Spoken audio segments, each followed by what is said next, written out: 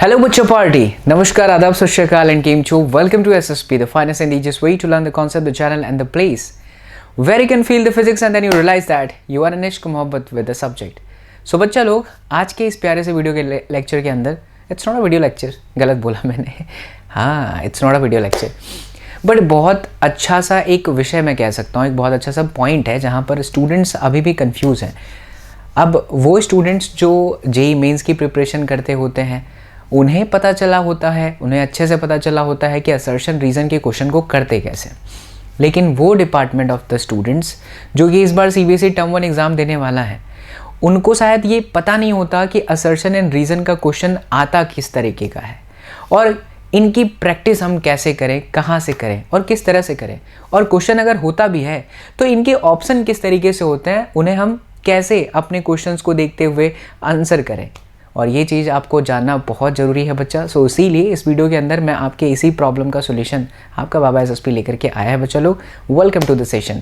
आज हम बात करेंगे असर्शन रीज़न जो बेस्ड क्वेश्चन होते हैं, केस बेस्ड स्टडी टाइप जो क्वेश्चन होते हैं उसको सॉल्व कैसे करते हैं और क्या फंडामेंटल पॉइंट्स हमें ध्यान रखना होता है।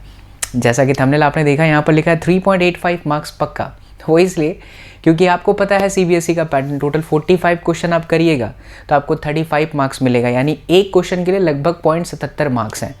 और आपका असर्शन रीज़न क्वेश्चन जो जेईई मेंस एडवांस में आता है वो इस बार CBSE टर्म 1 के अंदर है, उसमें हर एक क्वेश्चन 0.77 का है और टोटल 5 असर्शन रीज़न के क्वेश्चन आने वाले हैं, यानी कुल मिलाकर के अगर आप 0.77 को 5 से मल्टीप्लाई करेंगे तो 3.85 मार्क्स होगा। मैं आपसे ये वादा करता हूँ इस वीडियो को अगर आप दिल से सुन रहे हैं, ध्यान से देख रहे हैं तो 100% आपको चीज़ें समझ में आ जाएंगी कि हाँ सर हमारा अप्रोच ये होना चाहिए। और दूसरा मैं आपको ये भी बताऊँगा और कैसे बहुत सारे क्वेश्चन की आप प्रैक्टिस कर सकते हैं। ठीक है, सो चलिए बच्चा लोग डिस्कस करते हैं। और आपको ये प्यारी सी न्यूज़ भी मैं आपको दे देता हूँ और आप लोगों को पता भी है कि आप और भी ज़्यादा असर्शन रीज़न के जो क्वेश्चंस हैं इसके अंदर दिए हुए हैं बच्चा, ये आपके SSP सर की बुक है जो कि अमेज़ॉन पे लॉन्च हो चुकी है। आप में से बहुत सारे बच्चों ने इसे परचेज़ भी कर लिया है, जिन लोगों ने नहीं किया है मैं उनसे रिक्वेस्ट करूँगा कि प्लीज़ इसे परचेज़ कर लीजिए ताकि आपको बेनिफिट मिले। आप जितना ज़्यादा सैम्पल पेपर सॉल्व करेंगे उतना आपके लिए बेनिफिशियल है। बहुत ही मिनिमम प्राइस है, बहुत ही मिनिमम इन द सेंस मैं कह सकता हूँ हार्डली 199 40 रुपये अगर आपके डिलीवरी चार्जेस बचाना चाहते हैं, इट्स नॉट बचाना, लेकिन अगर आप बंडल में लेते हो फिजिक्स का, केमिस्ट्री का, इंग्लिश का तो आपको ज़्यादा बेनिफिट मिलेगा। इसे परचेज करने के लिए आप अमेज़ॉन पे डायरेक्ट SSP सर की बुक सैम्पल पेपर बुक लिखोगे तो भी मिल जाएगा, या वीडियो के डिस्क्रिप्शन बॉक्स को चेक करोगे तो भी आपको वहाँ से सारी डिटेल मिल जाएगी। So check out right now बच्चा लोग ये लिंक दिया ही हुआ है यहाँ पे। अब बात करते हैं हम लोग पॉइंट की। मैं आज की क्लास के अंदर आपसे 3 सवाल डिस्कस करूंगा, ठीक है, और तीनों सवालों को समझाऊंगा कि कौन कौन से पॉइंट को आपको ध्यान से समझना है। अब जैसे देखिए यहाँ पर ये क्वेश्चन है, असर्शन रीज़न इस तरीके का होता है। आपके पास में ये जो SSP सर की सैम्पल पेपर बुक आएगी ना, इसमें सभी पेपर के अंदर 5-5 असर्शन रीज़न के क्वेश्चन है चैप्टर वाइज, तो आप उसे जरूर करना। अब देखो ध्यान से, जैसे पैटर्न क्या होता है, पैटर्न में यहाँ पर एक स्टेटमेंट है, रीज़न लिखा हुआ है और 4 ऑप्शन लिखे हैं। सबसे पहली और सबसे खास बात आपको ये ध्यान रखनी है कि पैटर्न जो है बच्चा हर बार वो इसी तरीके का ही होगा, इसी तरीके से आपको 4 ऑप्शन दिए गए होंगे। यहाँ स्टेटमेंट अलग होगा, यहाँ कुछ और होगा।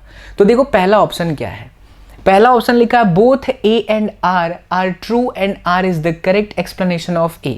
पहला पॉइंट आप ध्यान से समझिए, सबसे पहले असर्शन रीजन क्वेश्चन को सॉल्व करते वक्त ऑप्शन पे ना जाएं, क्योंकि वो एक सबसे बड़ी गलती होती है। शांति से आप ये स्टेटमेंट को पढ़ो जो ऊपर लिखा हुआ है असर्शन वाला। क्या स्टेटमेंट है, coulomb force between the 2 charge is a central force. इसीलिए बच्चा आप लोगों को डेप्थ वाले क्लास की जरूरत इस बार पड़ेगी, क्योंकि डायरेक्ट MCQ भी नहीं है ये। क्या इंटरेस्टिंग सवाल है ये, कहता है कि coulomb force between the 2 charge is a central force. Central force, जैसे ये चार्ज Q1 है, ये Q2 है, तो इसके बीच में लगने वाला फोर्स आपका सेंट्रल फोर्स है। फॉर्मूला क्या होता है, आप लोग बस खाली ये पढ़े होते हो कि Q1 Q2 अपॉन में R², लेकिन जिन्होंने स्टेटमेंट अच्छे से पढ़ा होगा उसको ये समझ में आएगी बात, सेंट्रल फोर्स। अब खुद से सोचो, बिना रीजन वाले स्टेटमेंट पर गए, इमेजिन द सिचुएशन, क्या ये स्टेटमेंट सही है? अभी ऑप्शन मत देखो, खुद से सोचो, आपने चैप्टर 1 पढ़ लिया ईमानदारी से, क्या ये स्टेटमेंट सही है? तो आंसर है यस सर सही है, पक्का सही है। ठीक है, तो आप यहाँ पर टीकाकरण कर दो, मतलब ये स्टेटमेंट हमारा सही है। फिलहाल हमने दूसरा रीजन नहीं देखा, लेकिन ये स्टेटमेंट सही है। अब जरा इस स्टेटमेंट के ऊपर आओ, it is because coulomb force acts along the line joining the two charges. ये भी स्टेटमेंट सही है। कूलम फोर्स जो लगता है वो हमेशा दो चार्जेस के बीच में लगने वाला जो फोर्स है वो हमेशा इन दोनों को जोड़ने वाली लाइन के अलोंग ही लगता है। करेक्ट बात है। अब अगर ऐसा हो रहा है तो जाहिर सी बात है वो सेंट्रल से ही पास होगा। इसका मतलब आपस में ये रीजन वाला स्टेटमेंट भी सही है and at the same time बच्चा लोग ये रीजन इस वाले स्टेटमेंट का परफेक्ट रीजन भी है। ये जो स्टेटमेंट है रीजन वो परफेक्ट एक्सप्लेनेशन है ऑप्शन फर्स्ट वाले का। मतलब असर्शन का स्टेटमेंट अपने आप में सही है, रीजन का स्टेटमेंट अपने आप में सही है। अब ऊपर वाले असर्शन का परफेक्ट एक्सप्लेनेशन भी रीजन वाला स्टेटमेंट है, तो इसका मतलब हुआ option number A correct answer है। अगर ऐसा होता कि दोनों स्टेटमेंट अपने आप में सही होते लेकिन रीजन असर्शन का करेक्ट एक्सप्लेनेशन नहीं होता तब ये ऑप्शन आता। तीसरा ऑप्शन कब आता? ए सही होता लेकिन आर गलत होता। डी कब आता? ए भी गलत है और आर भी गलत है। 90% student confuse first and second में होते हैं। पहले मेरी बात को बहुत ध्यान से सुनिए बच्चा। The first point is do not jump to the option directly, carefully read the assertion statement, think about it, is it correct, tick. Reason, is it correct, statement सही है क्या, टिक। अगर ऊपर वाले का करेक्ट एक्सप्लेनेशन सेकंड वाला है तो ही आप जंप करेंगे फर्स्ट ऑप्शन पे। स्टेटमेंट दोनों सही है, एक्सप्लेनेशन नहीं है, ये ए सही है, आर गलत है तो सी, और अगर दोनों गलत है बच्चा लोग तो फिर option D. Is it clear? एक और सवाल ले लेते हैं, ठीक है? चलो बच्चा देखो, हाँ जी, तो first option was the correct. Okay, can we have the second question? Yes. Again please do not jump to the option directly. 5 सवाल आएंगे बच्चा, ऐसे टोटल 5 सवाल आएंगे, ठीक है? अब देखो असर्शन स्टेटमेंट देखते हैं क्या लिखा है यहां पर। The quantisation effect of charge can be observed only at microscopic level. Statement सही लग रहा है, क्यों? अगर ध्यान से तुम पढ़ोगे तो ये एनसीईआरटी की लाइन है अच्छे से, और बेसिक सोचो तो Q is equal to any formula में कहता है कि बच्चा लोग यहाँ पर quantisation effect of charge can be observe only at microscopic level, क्योंकि स्मॉल ई बहुत छोटा 1.6 × 10⁻19 साइज ही बहुत छोटी होती है चार्ज की। अरे हम एटम को नहीं देख पाते तो उसको कहाँ देखेंगे। मैं रीजन का स्टेटमेंट नहीं गया अभी, लेकिन इतना मुझे समझ में आ गया पढ़ते वक्त कि यार ये स्टेटमेंट अपने आप में सही है। अब मैं इस स्टेटमेंट पर आता हूँ, because the step size of the electric charge is this. जो मैंने सोचा वही है, मतलब ये तो अपने आप में सही है ही, ऊपर से बच्चा इस स्टेटमेंट का ये करेक्ट एक्सप्लेनेशन भी है, तो खुद सोचो कौन सा ऑप्शन हुआ? Exactly the option number A. ज़्यादातर है ना, या तो फर्स्ट या तो सेकंड होता है ज़्यादातर क्वेश्चन असर्शन एंड रीजन में। और जो सैम्पल पेपर आपको मिलेगा एसएसपी सर की तरफ से, उसमें चैप्टर वाइज बच्चा बहुत अच्छे तरीके से मैंने क्वेश्चन बनाए हुए हैं और उसको एक्सप्लेन भी किया गया है। 4 पेपर ऐसे मिलेंगे जिसका सॉल्यूशन आपको स्कैन करने पर मिलेगा। जहाँ भी आप फंसोगे तो मेरे वीडियो लेक्चर्स का प्लेलिस्ट भी आपको मिल जाएगा स्कैन करने पर इस सैम्पल पेपर बुक के अंदर। That's why I am telling you कि assertion reason is very very important thing, because इससे पहले पैटर्न नहीं था सीबीएसई टर्म के लिए, बट आप ये बुक लोगे तो आपको बेनिफिट मिलेगा, ठीक है? चलो, और अगर आपको लगता है और क्वेश्चन हमें करने तो भी हम करेंगे, आप चिंता मत करिए, ठीक है? आ जाओ। चलो बच्चा लोग, एक लास्ट क्वेश्चन लेते हैं, number 3। Coulomb's law in electrostatic holds for 2-point charge at rest. आगे बढ़ो ही मत, think about it. क्या ये सही है? Is it correct? Coulomb's law in electrostatic holds for 2-point charge at rest. And reason दिया है when the charge are in the motion, the force is electromagnetic in the nature. क्या Coulomb's law hold करता है for the 2-point charge at the rest?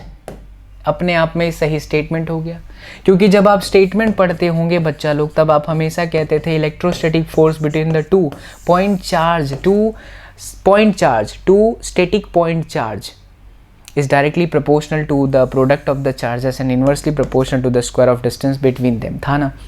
तो charge move नहीं कर रहा है। अगर चार्ज मूव करता होता तो फिर ये फोर्स वैलिड ही नहीं था, इसीलिए ये अपने आप में सही है। अब when the charges are in the motion, the force is in electromagnetic nature। सही है, चार्ज चलने लगता है तो वो करंट बनाता है बच्चा लोग। अगर वो करंट बनाता है तो फिर इलेक्ट्रोमैग्नेटिक वेव बन जाती है, क्योंकि कहीं पर भी करंट है तो वहाँ इलेक्ट्रोमैग्नेटिक वेव। ये थोड़ा सा चौथा चैप्टर आ गया। अब ये भी हाल ही में आपने इस चैनल से पढ़ा है, नहीं पढ़ा है तो वीडियोस ज़रूर देखा करो, बहुत अच्छे से एक्सप्लेन किया था ऑस्टेड इफेक्ट के अंदर। The point is clear. तो रीज़न स्टेटमेंट अपने आप में भी सही है। मैं ये नहीं कह रहा कि इसका ही करेक्ट एक्सप्लेनेशन, मैं वहाँ तक जा ही नहीं रहा। मैं बस इतना कह रहा हूँ ये स्टेटमेंट परफेक्ट है, ये भी स्टेटमेंट परफेक्ट है, बट अब आपको ये सोचना है, थोड़ी देर के लिए वीडियो को रोको बच्चा लोग एंड थिंक अबाउट इट। क्या रीज़न करेक्ट एक्सप्लेनेशन है किसका? असर्शन का। Think about it. Stop the video, pause the video and think about it. और प्लीज़ कमेंट करके बताना बच्चा लोग, मुझे बहुत अच्छा लगेगा कि आप इस जगह पर आपने वीडियो रोक करके सोचा था। And the correct answer is here on the screen. It is 100% correct. Reason जो दिया है वो आपका ऑप्शन नंबर ए का असर्शन का परफेक्ट एक्सप्लेनेशन भी है, क्योंकि अगर वो चलने लगेगा तो इलेक्ट्रोमैग्नेटिक वेव बन जाएगी।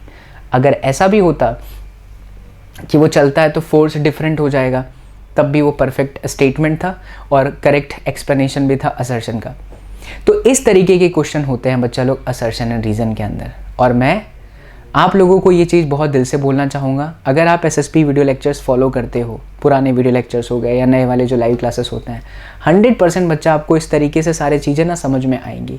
इसीलिए बार बार आप लोगों से हाथ जोड़ करके रिक्वेस्ट कर रहा हूँ, फिजिक्स को रटना मत, इस पर थोड़ा समझ करके करना, क्योंकि इसके अंदर आपका एक्चुअल में टेस्ट होगा आपके माइंड का। ठीक है, तो पहली चीज़ खास ध्यान रखनी है असर्शन रीज़न के लिए, आपको फॉर्मूला ही नहीं पढ़ना है, सिर्फ फॉर्मूला के अलावा बहुत डेप्थ में जाना है। दूसरा ध्यान रखना है, जब पेपर में आपको एक क्वेश्चन मिलेगा डायरेक्ट जंप नहीं करिए, असर्शन को अच्छे से पढ़िए और सोचिए सही है कि गलत है।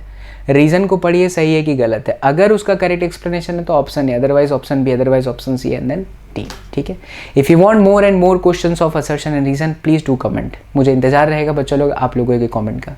सो वीडियो को करते हैं यहाँ पर end. I hope you people have enjoyed. Yes my लाल बाल गोपाल। एक क्वेश्चन रह गया था, वो क्वेश्चन आप लोगों को करने को दिया जाएगा। सो नाउ मिलते हैं सीधा लाइव क्लास के अंदर। तब तक के लिए खुश रहें, मुस्कुराते रहें एंड मुस्कुराहट के साथ फिजिक्स पढ़ते रहें। प्लीज़ कमेंट करके बताना बच्चा लोग कि आपको ये वीडियो कैसा लगा। एंड साथ ही साथ इफ़ यू वांट बहुत सारे MCQ का सीरीज़, चिंता की बात नहीं है, बहुत जल्दी चाणक्य नीति 3.0 आ रहा है और उसके साथ साथ हम एक सीरीज़ भी लॉन्च करेंगे बच्चा लोग, जहाँ पर आप लगातार MCQs, असर्शन एंड रीज़न को सॉल्व कर रहे होंगे। Love you all, take care, see you all in the next class. जय हिंद।